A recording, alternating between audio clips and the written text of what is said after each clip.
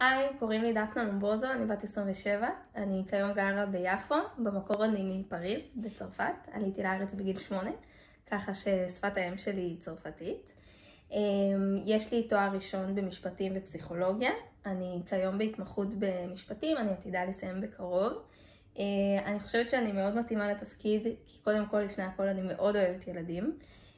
יש לי 6 אחיינים מתוקים ואני דודה מצטיינת במשרה מלאה. אני אוהבת לתת שירות. אני כיום בעבודה שלי נותנת שירות, לפעמים בצורה לא פשוטה, דברים שדורשים הרבה סבלנות, ואני אוהבת לעשות את זה.